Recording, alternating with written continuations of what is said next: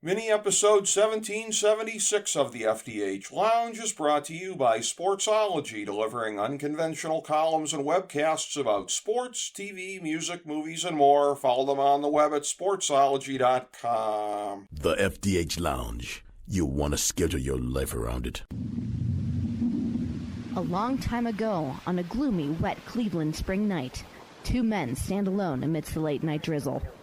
Their voices echo across the vacant station parking lot as they debate the merits of the great American radio show that have been missing for far too long. On that night, an idea was born. That idea became the FDH Lounge.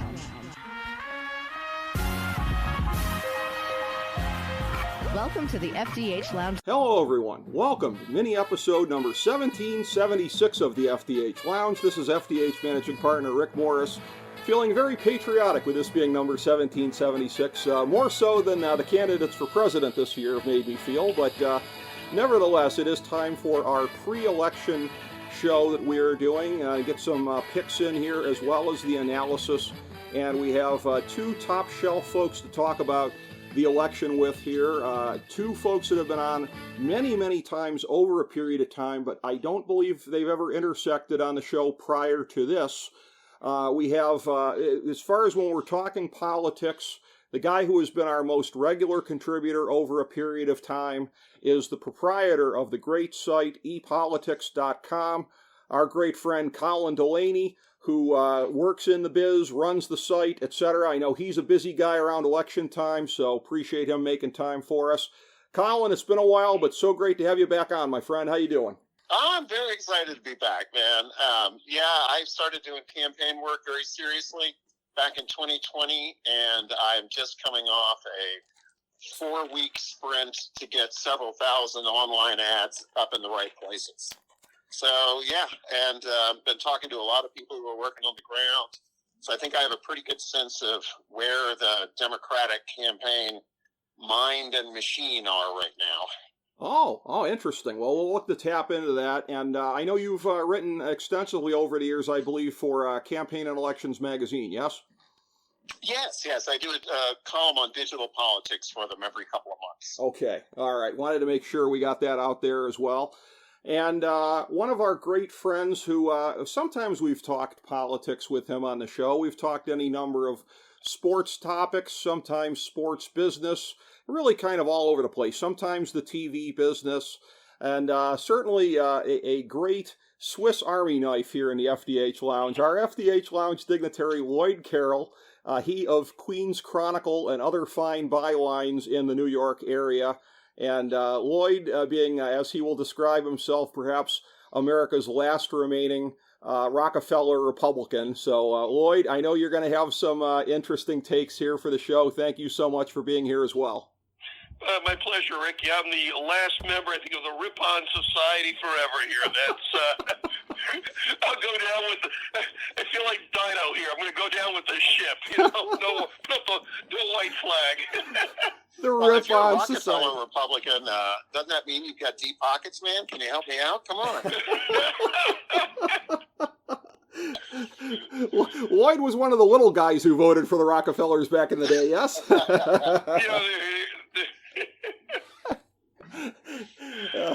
They had quite a following amongst all economic sectors in the New York area here, I guess, back in the day. But the Rip-On Society. Leave it to Lloyd to bring in those deep-cut references here that we truly cherish in the FDH Lounge. And I will say, as I indicated to both of these guys here at the outset, I'm going to run through, and I know that, interestingly, Colin will take issue with my framing on this as being a race about negatives, but I'm going to get into and define this from my perspective, the baggage that both candidates are bringing here to the final days in the race. And it is a thing where I've broken it down to gigantic, large, and regular liabilities here at this point. And I have it with the Harris campaign, 3 gigantic, 12 huge, 11 regular. I have Trump with 1 gigantic, 10 huge, 7 regular. So pretty close, but I have Trump a little bit less on each of those than Harris. Here's how I see it. The ones that I see as being gigantic for Harris, running through these, and then we can kind of take it wherever you guys want to take it afterwards. So The gigantic liabilities, economy / cost of living, border, and apparently losing the early voting, if you believe what's out there right now. The huge ones, crime, not being a real change candidate / quasi-incumbent. That relates closely to Biden's unpopularity / wrong track numbers in the polls. Mideast war splitting her coalition. Mideast war particularly hurting in Michigan. I'm breaking that one out as being separate because that's where it could really potentially come in.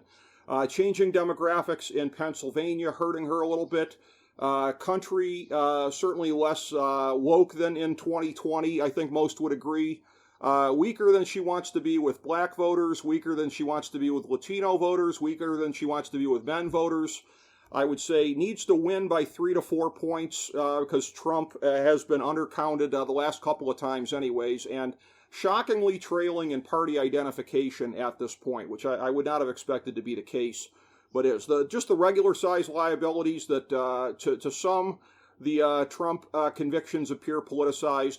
Fear not, I have Trump's convictions as one of his own liabilities at an equal level. Poll trends appear to be breaking against her. Pandemic narrative has shifted from 4 years ago. Big non-union endorsements. Trump's stumbles in office not as well remembered. 12 of 16 years in power for the party. Hurricane management / competence. This was maybe faded a bit, but a couple weeks ago it was working against them in North Carolina. And most untested presidential candidate in many years. Trump's liabilities, gigantic. And this one covers an awful lot, but own worst enemy. As far as diarrhea of the mouth, potentially appearing to be senile a lot of times, et cetera, et cetera, et cetera. Just continually shooting himself in the foot, and that covers many different things, but I'm counting it as one gigantic liability. The large ones, not the younger or fresher candidate. Worse self-discipline than in 2020, which doesn't seem possible, and where you haven't seen it as much in recent months, but there was like almost a solid 6-week freak out after Kamala became the candidate here, of where he was just, losing his shiz constantly. His ego wants this to be a choice, not a referendum campaign, which is stupid. He harmfully denounced early voting, harmfully to his own side, although, again, that appears not to be working as well. He appears to have gotten away with that one. Way outpaced financially, very weak with women. On a related issue, the abortion issue really hurts. Election denialism hurts in Arizona. Should be less spread in terms of the popular vote and the electoral college, which would work against him. And, of course, Tony Hinchcliffe in the MSG thing the other night here, and any Puerto Ricans in the swing states. Regular size liabilities, Harris doing better than Biden in terms of non-college educated whites, Harris doing better than Biden in terms of college educated whites. Both of those a little bit kind of weird, especially on the non-college side. He clearly lost the debate against Harris. His convictions hurt with swing voters. The House is more dysfunctional than the Senate, so if people are pissed off at Congress, they tend to take it out more on the Republicans these days than the Democrats. Could have some of his voters in North Carolina negated because of the hurricane. I'm hearing now that may not be as big of an issue, but the displacement, that happens squarely in the rural area. That's strong for him. And the same thing in Georgia. So he may have displaced voters in both places who want to vote and aren't able to vote. That may not be as big of an issue as when I first started working on the list about a week or 10 days ago, but we'll see. So a lot of liabilities for both candidates. I want to start with you, Colin, in the sense that, again, like I said, you, when we were talking off air, you take issue with the very premise of this being a race that's defined by negatives. And I think that is so far from everything that we're hearing in the media and on podcasts and everything these days. You're really going to set us aside by making this point here. You're going to make us stand out. So go make the point. Well, I don't know what you're listening to and what you're reading, but all kinds of stuff. That is not. Well, yeah, I'm just telling you from. I wasn't in the convention center. I was in Chicago, though, hitting events on the side. I'm. Through the campaign-related work I'm doing, I'm talking to, people who are doing voter turnout in the states regularly. The Democrats, obviously, especially with groups like women who are terrified right now, and not just younger women, but grandmothers and mothers of women, and the women in their sons' lives as well. So there is fear of Trump motivating, but I think you're completely missing the degree to which Kamala has unified and enthused the Democrats. 75, as we're recording this, 75,000 people on the National Mall last night, right?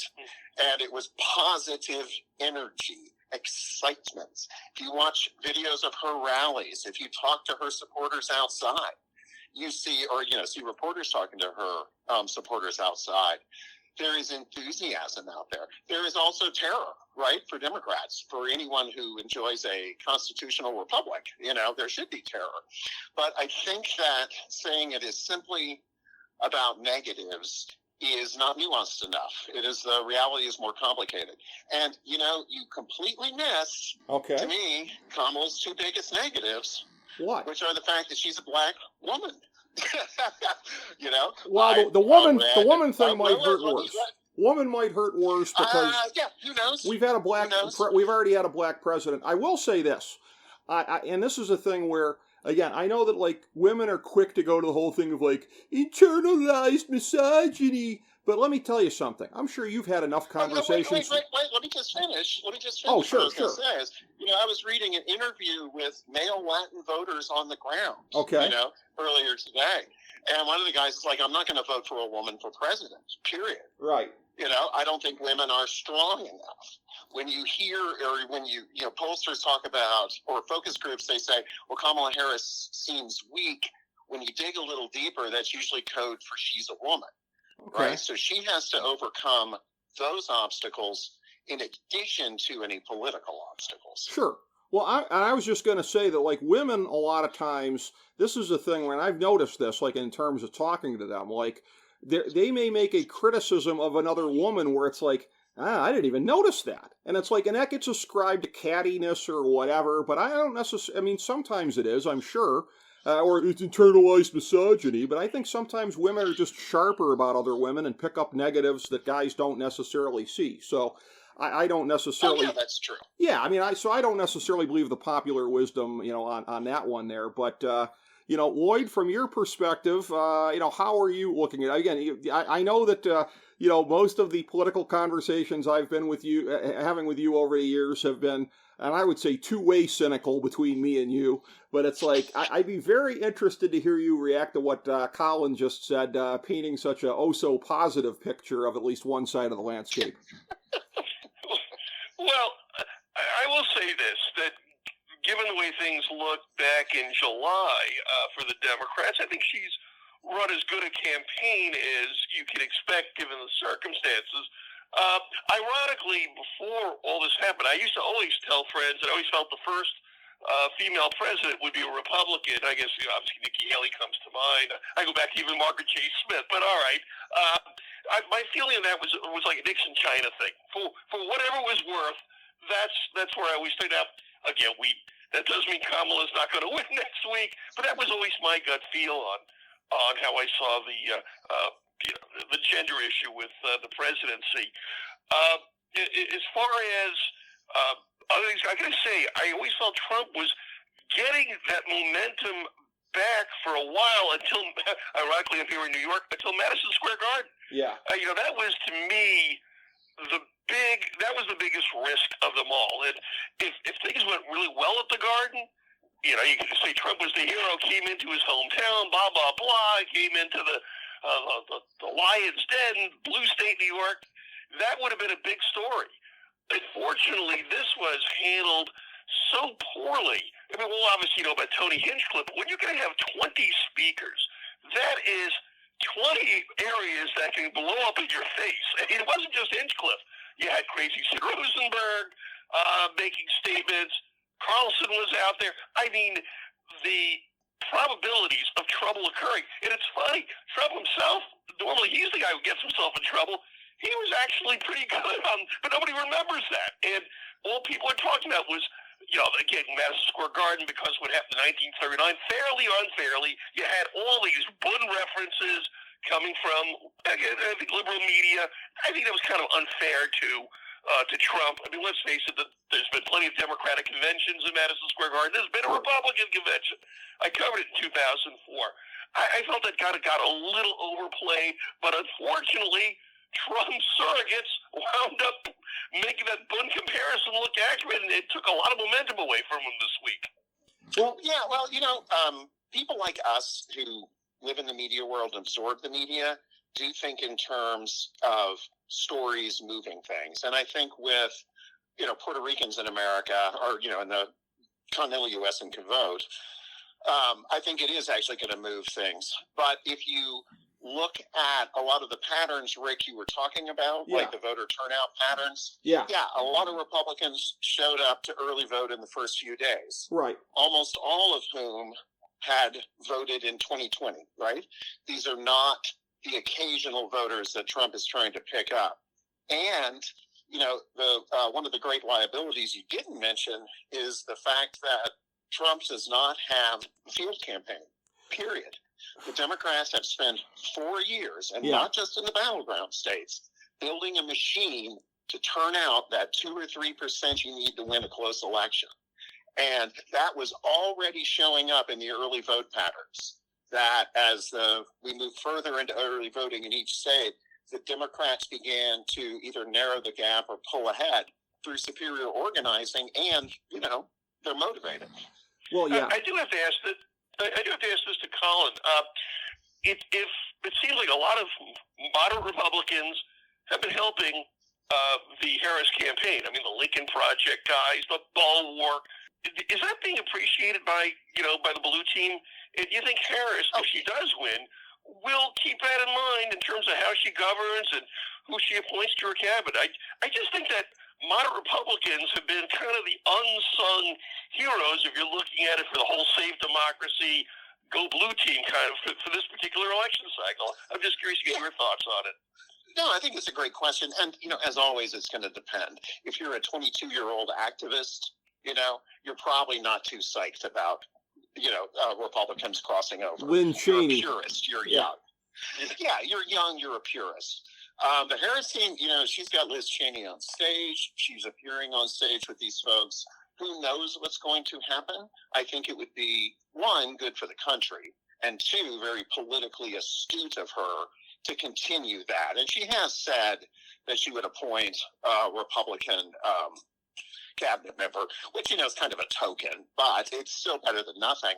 Sure. But, somebody, assuming she wins, which I think she's going to do more comfortably than it looks right now, that somebody has got to start, providing a home for disaffected Republicans, people who have been turned away by what the movement has become, but need a place to go. And they're not really going to become Democrats. But if someone like Kamala, can help raise some voices that help, a sane alternative coalesce, again, I think that would be a great service. Well, and I want to get back to something you said a second ago here, Colin, and I would say, fair criticism on your part. I had this as sort of an unspoken sort of subset, but I probably should have broken it out on the whole thing about Harley denounces early voting, that the entire organizational side, really, for the Republicans, and that is something where, again, based on what we're seeing with the early voting and what some of the patterns have been, really kind of surprisingly, and the party registration numbers really tipping the way they have, maybe the early buzz on that was wrong, but I had heard, as you had heard for so long, that it was going to be this whole, amateurish thing of outsourcing it to Charlie Kirk's weirdos and all of them to basically handle all that kind of crap. So I do think when it comes to Election Day, I agree with you on that. I think that the Democratic machine is going to, much as it always does in big cities, right? Wink, wink, nudge, nudge. But yeah, I think it's... Hey, do not undermine faith in the democratic process. I am not kidding. Those jokes aren't funny anymore, dude. They're not funny. Well, except they kind of are. But it's a thing where, look, and I would say too. Now again, on the whole thing about the denialism, I think that works against them too. Because I can give you the example of my own dad, who he is just. He's probably going to do. I don't think he always makes fun of me for voting third party, a lot of times throwing my vote away. All I know is he's not voting for either of the two major candidates, and he would have voted for Trump. But the January 6th stuff almost completely swayed him to, I can't do that again. An alternative, if he were looking for one, let me give my own personal endorsement here to the American Solidarity Party, Peter Sonsky and Lauren Onak. That will be who I will be voting for here in the safe state of Ohio, where my vote doesn't even matter. There's only 7 states in the country that really count. So I can be somebody who basically, when it comes to the issues, I would say would be far more on the Trump side, but basically, and that's where, again, I would say I differ with you, Lloyd, but not necessarily, because it's a thing where you are a true blue, dyed-in-the-wool moderate, and I am a Paleo-Con Pat guy from the 90s, the old Buchanan Brigade. So it's a thing where, you're not necessarily selling out your beliefs by voting for a Democrat. I kind of would be, because it's a thing where I can't bring myself to do that. I can't bring myself either to vote for, the crazy guy who, again, January 6th, the way that he mishandled the pandemic, on and on and on and on and on. So it's very interesting, and that's where, again, all of us, I think, have the luxury of voting our consciences. I'm taking the option to do that here in the state of Ohio. Because are you still registered in Texas, Colin? Because if so, you can do whatever the hell you want either way. No. You're not? Okay. No, I've been a D.C. resident for 27 years. Oh, okay. I didn't know. Well, once again. In the swing area? Yeah. I go back to Texas okay. to help my parents. Gotcha.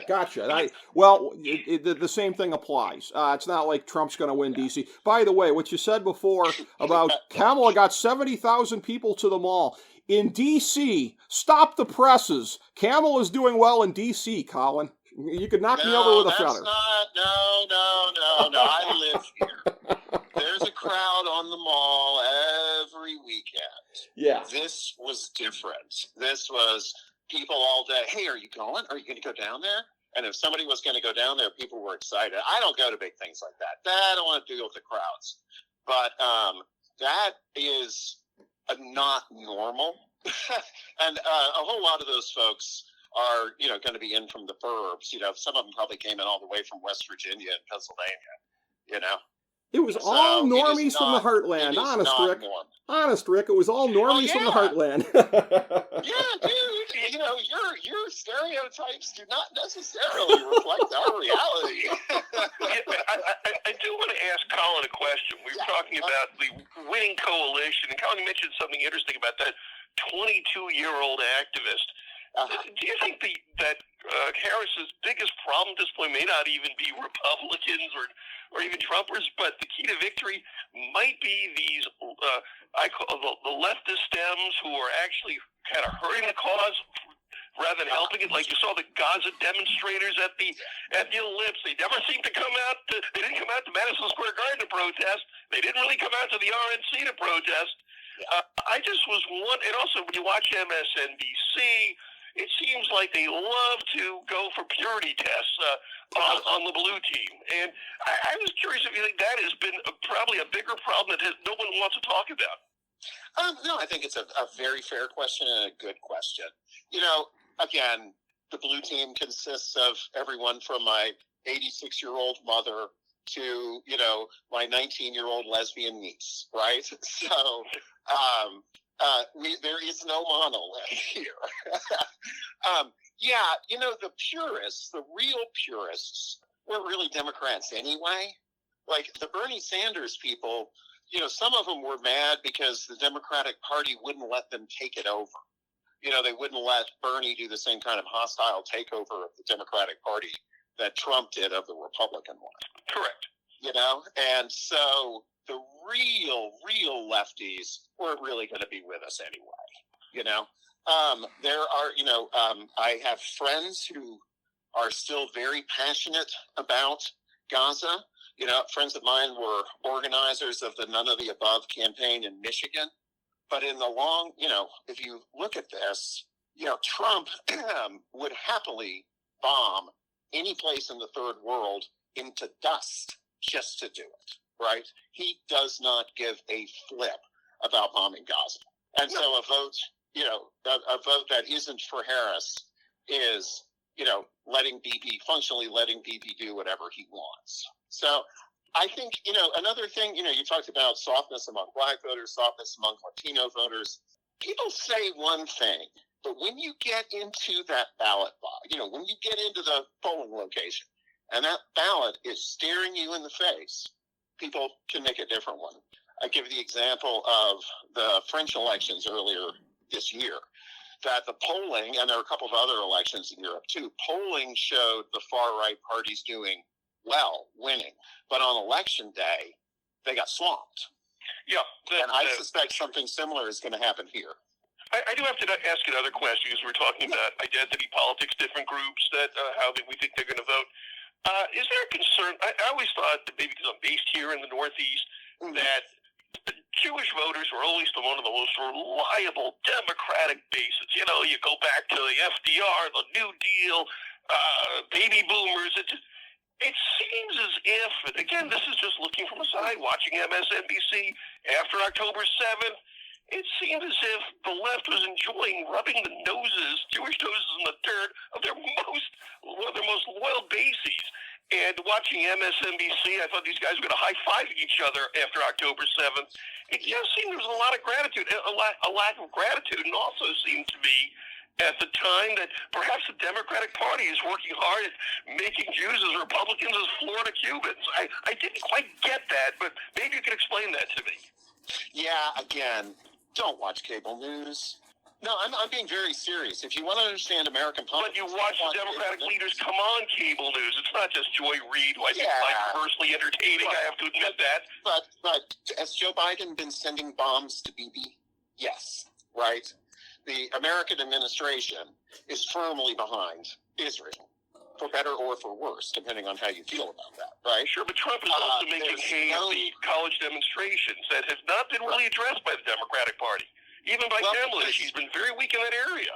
The Democratic Party is not running a university. Those people are not representing the Democrats, right? But again, perception is that it's the left, and it does kind of blow back on the blue. I hear what you're saying, Colin, but I'm just talking about perception over reality. Well, that's not the perception I pick up.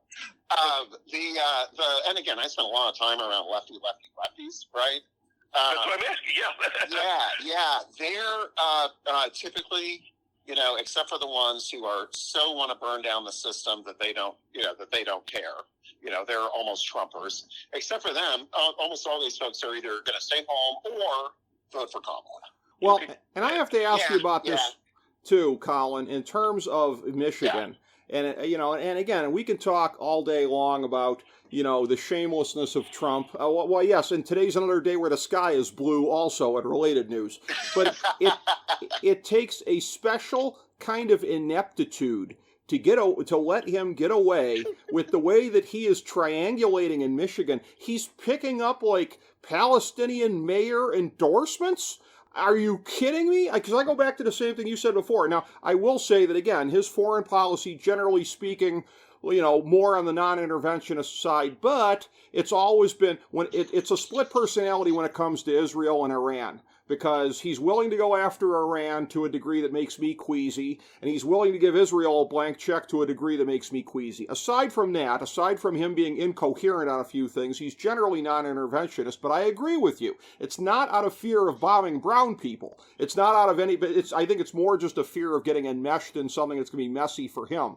So it's a thing. So he has no moral objections whatsoever to what Israel is doing and what Biden is letting Israel doing, and he is successfully triangulating the Harris campaign in Michigan to a degree that I think between that and the way that she is not, I think she's underperforming among the union voters, I think those two things will prove decisive in Michigan. For her to let him get away with that is sheer incompetence.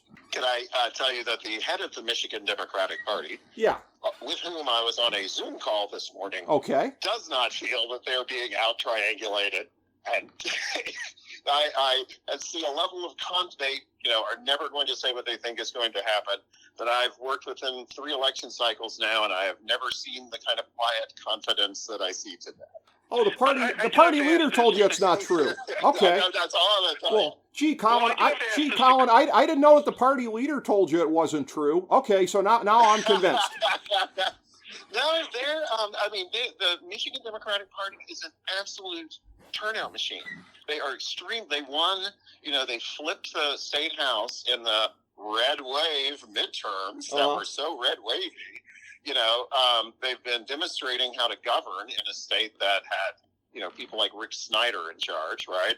Mr. Let's Poison Flint to save a few bucks. Yeah, now we got the midlife crisis governor in there to being a barfly, so that's wonderful. Oh, don't you mess with my girl Gretchen, boy. I'll be after you. No, she's cool. She's cool. I never met her. But no, I'm just saying that, again, we talk about triangulation, blah, blah, blah. Union guys are going for Trump for the same reason that working class guys are going for Trump all over the country. It's more of a cultural affinity than anything else.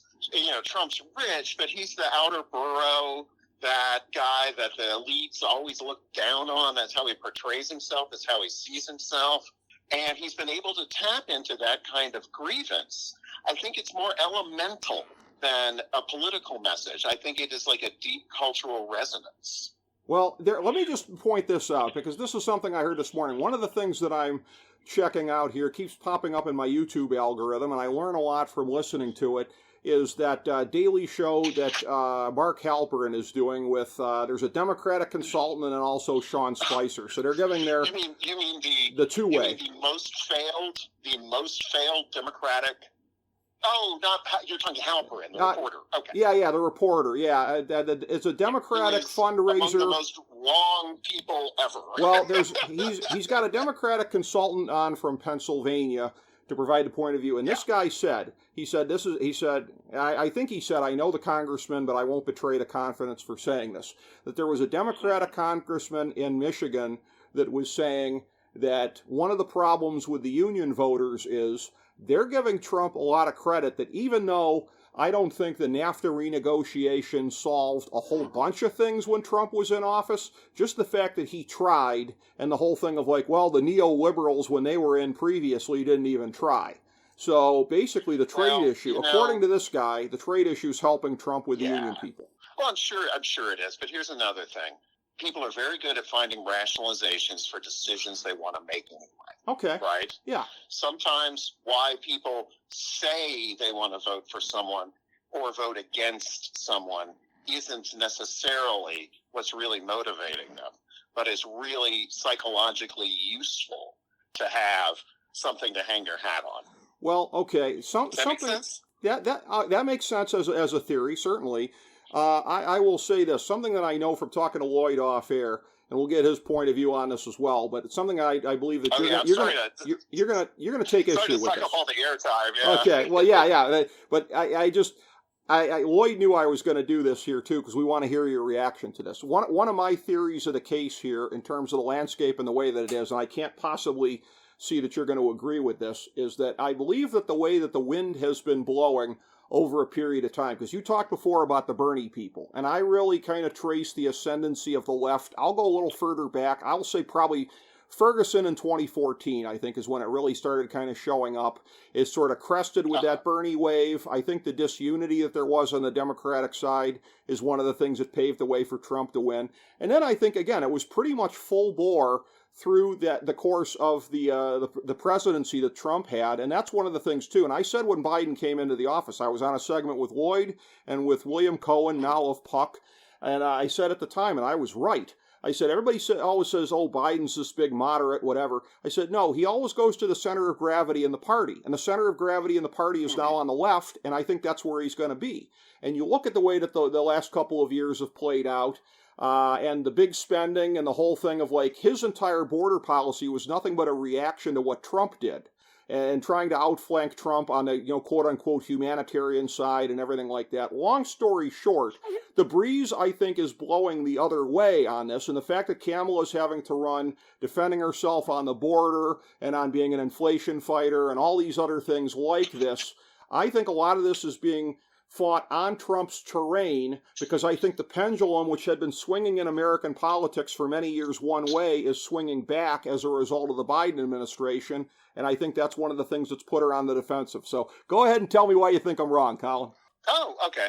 Well, for one thing, the border is the issue it is because right-wing media talks about it 24 hours a day, right?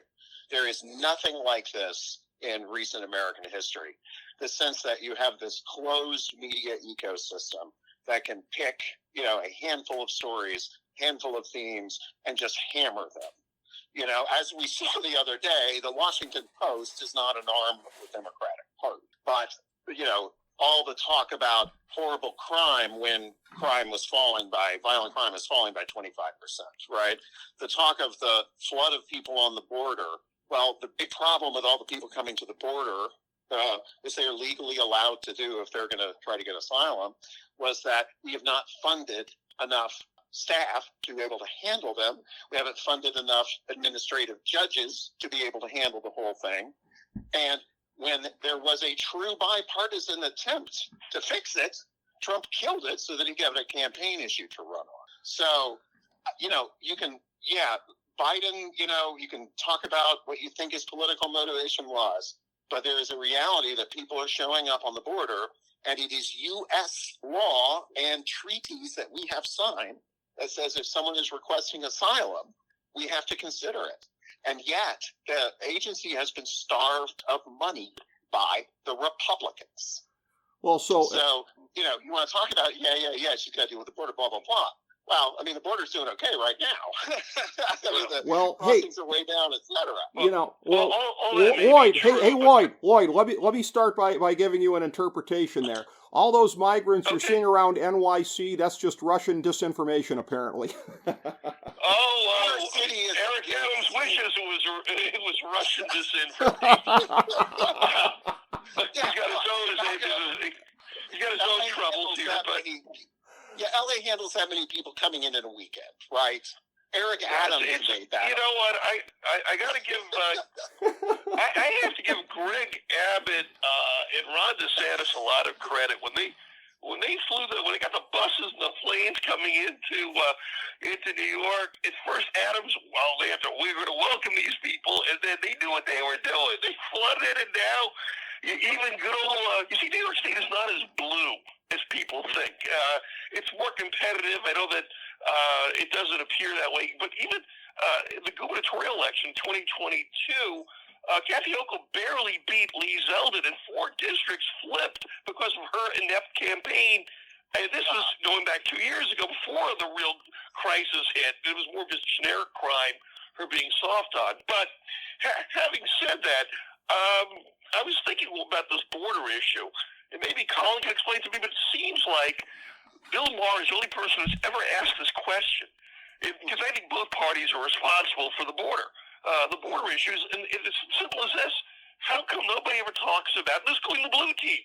Why aren't employers being prosecuted who hire illegal aliens? If you really want to, stop the flow, follow the money. But that never comes up as a topic of discussion for either Republicans or Democrats. Why aren't the employers being prosecuted? Actually, Kamala talks about that a lot. To me, it hasn't really gotten through. It's been muted. Yeah, I don't think she has. It just hasn't gotten played. Again, the Washington Post and the New York Times are not arms of the Democratic Party. It is very hard for Democrats to get a message out right now.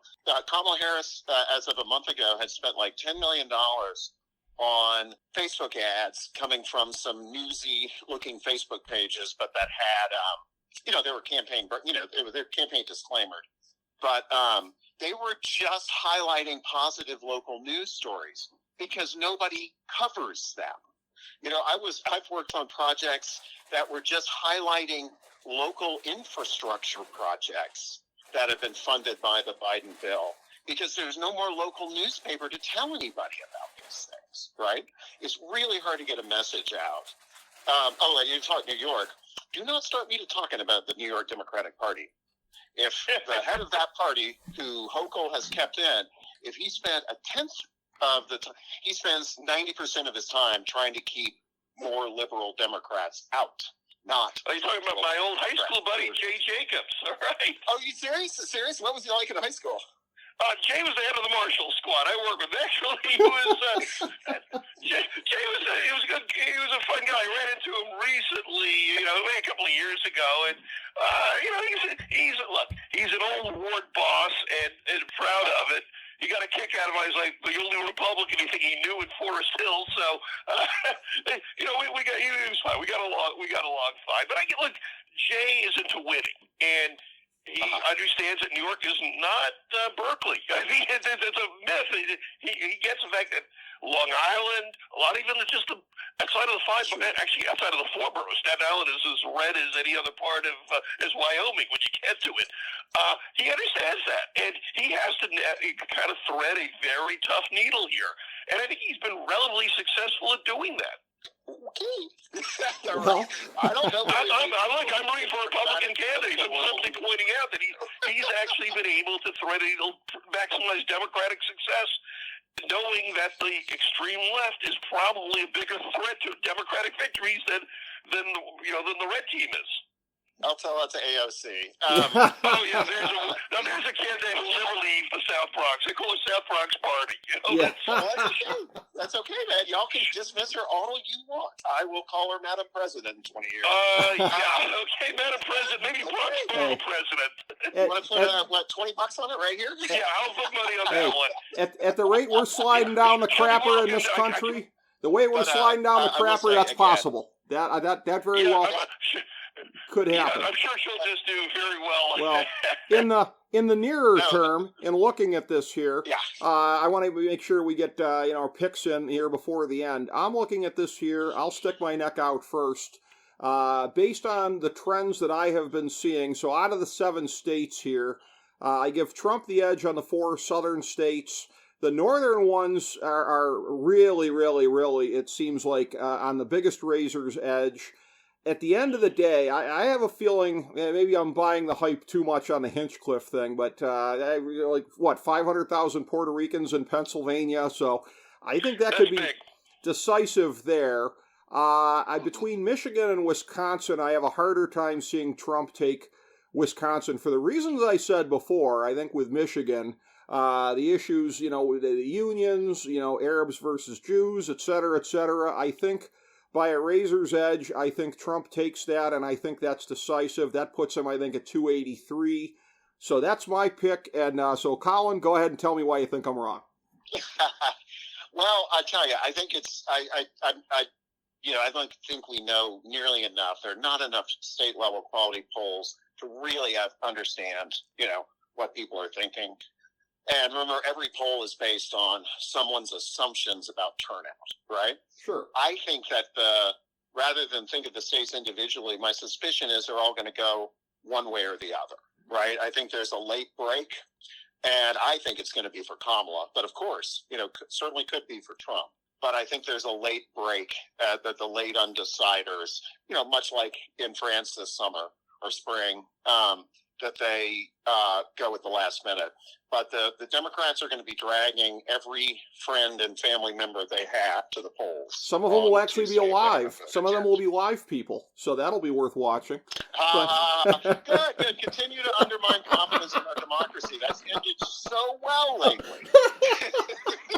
Well, by the way, Colin, I will say, what you're saying is it basically lines up with James Carville's theory of the case, and it's a thing where maybe I'm in the weeds too much because of how much I'm reading and I'm looking and whatever, but I don't get the sense it's going to be 7-0 either way, because I think that it's going to be, there's this factor in this state, and this factor in this state, and this, so I get the sense it's going to be more state by state, not that it's going to necessarily be 4-3, because I have it being, I think, 5-2 Trump, but it's a thing where it just happens to work out that way.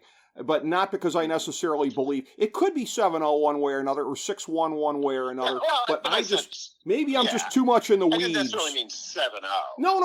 Like but I mean, 6-1. Carville was saying that, so that means, it's a serious theory, but it's just, And again, it depends on whether you believe that, or like I said, maybe I'm just too much in the weeds of the micro trends of the different states and how they differ and everything like that. So we'll see. But Lloyd, let's see if you think it's going to end up where you want it to end up. Do you think it's going to? Well, let's see.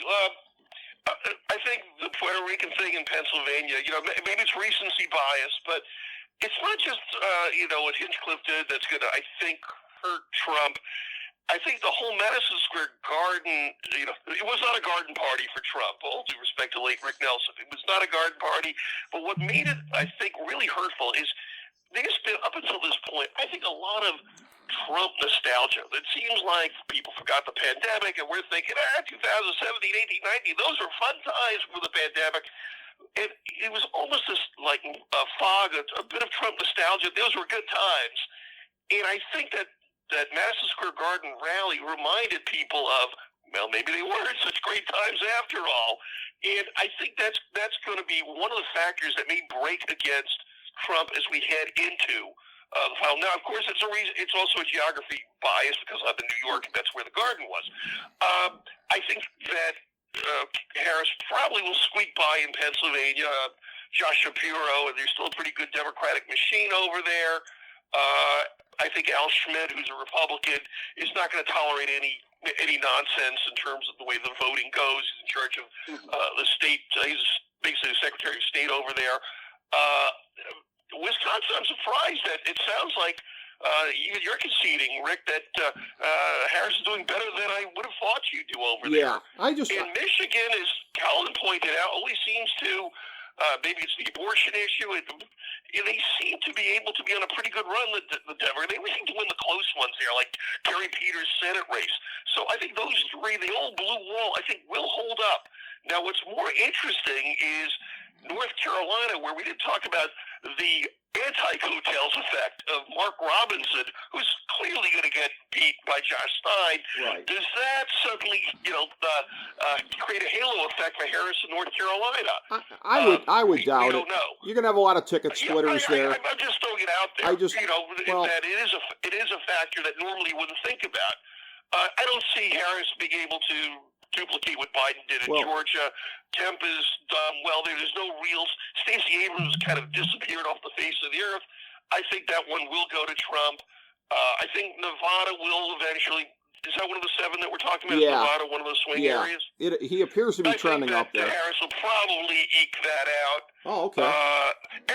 Arizona is kind of also, normally I would agree with you on, but the fact that Lake is getting blown out in that Senate race by Diego, everybody thought that was going to be up for grabs. And I wonder again if there's, if that could have a reverse coattails effect. But if you say not, well, then I'll go with you that Trump will squeak out Arizona. So there's some interesting dynamics here based on the Senate that could, come into play. Lloyd, I'd like to know who thought Carrie Lake was going to run strong in Arizona. I don't think anybody thought she was going to run strong there. I will say this. I go with Michigan. To me, it's one of the fundamentals of American politics is that disunity is death. And as far as the Mideast War, which again, like 1968, really having a chance to split the Democratic coalition, then it did so nationwide. Here it appears to be centered in Michigan. That is the epicenter of the backlash to the Biden administration over Israel's, I would say, war with Gaza, but now it's wars with, a good chunk of the Middle East and the way that that's going. So, that's where I think we haven't seen the effect of that on the ballot before now. But I do have to ask Colin this question. Colin, we're talking about the left and the Democrats. Do you think Gaza's been overplayed as a big... Now, we're not talking about Jews and Muslims. We're talking about just most Americans where they don't have a dog in the race. Has Gaza been overplayed as this big election that's on the minds of voters? I mean, I find it hard, again, if you're not a stakeholder, to really believe it does. So I'm just curious if this is I know you're going to say an MSNBC fabrication. Yeah. No, I wouldn't say fabrication, but, overplayed. Media exists to sell advertising, right? If it leads, it leads because that commands attention. Actually, if you want to talk a divided House in Michigan, talk about the Michigan Republican Party. Sure. Oh, yeah. Okay. Remember, yes, as fair enough. Taken over by a hardcore Trumpy, fair run enough. off the road, lawsuits ensued. Yeah. Again, listen, the passions of people when it comes to Gaza, those are perfectly legitimate and real. But as an election issue for the majority of Americans who, might be swingable, I don't think it really registers that much. That was my thinking on this, too. Just, again, looking at taking a side, not which side I'm rooting for, but how big is it overall for somebody who's not a stakeholder? Well, one last question that I have, and it's one where, again, I like to, whether it be on sports or anything else, I like to be able to pose the questions that nobody else is even bothering to pose. So the whole thing here, too, I was seeing it again the other day with Kamala's rally, running on the whole freedom thing. Very disparate in terms of, Democrats doing that. People tend to think in this country, first and foremost, free markets. The gun people, right? My guns. Democrats make fun of gun owners for, talking about freedom and everything like that. She's running on freedom for one issue. But it's one of those things where if you're talking about economic freedom / the free market or any of these other things like that, I don't know. I mean, I don't think it's hurting her because I don't think we're a sophisticated enough country for that to come back and bite her. But it's like, I'm a little weirded out seeing a Democrat running on freedom with, big government being in ascendancy over the last couple of decades. I don't know, Colin. You'll probably say that's just me. Well, yeah, that just tells me how much the conservative corporate notion of freedom has been allowed to take over, right? Democrats believe deeply in freedom. I think a campaign Can you name one aside from broad. Abortion? Can you name one? I mean... Yes, the freedom to fall in love with whomever you choose. The freedom to send your kids to school without worrying about them taking a bullet in the head. Well, all the libertine things are all related, so... Yes, school shootings. Have a lot to do with libertinism. Democrats believe the Democrats don't want the religious right telling us what to do, and we don't want big corporations telling us what to do. But big government and big labor, it's okay, right? So. Well, the government is us. We are the government. The government is not this other entity. We create it. We staff it. Now, I mean, again, this is all the way back to Goldwater. This is 70 years of a messaging machine trying to separate, basically on a slightly different note, I can't tell you how offended Democrats are that the Republicans have tried to, that the Trumpies, but you go back to W. Bush and it was the same thing, USA Patriot Act. Okay. But that Republicans, in our eyes, have cynically manipulated patriotism and tried to steal it as only Republicans are patriotic. Okay. Right? You look at 2002, a veteran, Max Cleland, U.S. Senator.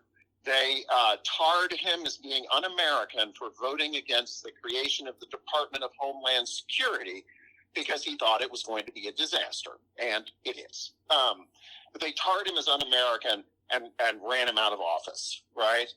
The Republican, the right wing, I would say the conservative movement, not individual Republicans day to day, but the conservative movement has tried to co-opt patriotism for what to me appear to be entirely cynical ends. Okay, interesting. Well, Lloyd, before we go, your thoughts on freedom and how it's being represented here? Well, yeah, the other thing that has hurt, and this wasn't really a Trump issue, to be fair, it's more of a Ron DeSantis, the whole freedom to read books that you want. So the other thing I got to say about Trump, now again, as an old school Republican, I believe in supply and demand, the marketplace.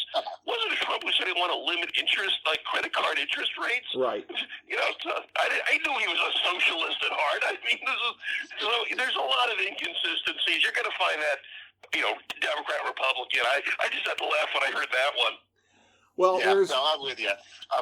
No, he's not Trump is a small government only when it's to his benefit. Well, I agree with that. Yeah, exactly. When it's to his benefit. Well, one of the reasons that I'm going to take advantage of the ability to vote my conscience being in Ohio here, because I could not agree with that more.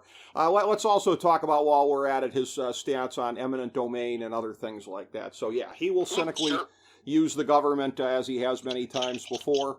But we'll have to see how this all plays out. But once we get into the new administration, whatever it's going to be, this would clearly be a fun panel to reconstitute. So let's get the gang back together for a subsequent discussion. I enjoyed it so much. I want to thank both of you for being a part of here. Such a great discussion here. Colin, thank you so much for being back on with us. Oh, it's a pleasure. Thank you for having me. And I'm sorry I talked over you guys. No, I did too. I enjoyed this. This was really a lot of fun, Rick. You always put together a great show. So thank you. You count me in, and I look forward to being back with Colin. So, yeah. That's... Lloyd, always a pleasure to have you on. I told Colin that you'd have him laughing, and you certainly had us both laughing. You guys are great together, and as well as individually the times I've talked with you. So, yeah, we'll do it again. Thank you both for being here. By the way, and with this going up as mini episode number 1776, we may miss a couple things in the news cycle because just to say, we're going live to tape on Wednesday night here so we can get 1775, the football segment, in first to make it all line up. So for anybody out there that's asking me, how come you didn't have anything in there about Tim Walz punching a guy in a MAGA hat with brass knuckles? Because it hadn't happened yet when we recorded, okay? It hadn't happened yet when we recorded. I couldn't anticipate that. So, but thank you guys both so much. And thank you, everybody, for checking out FDH Lounge mini episode 1776.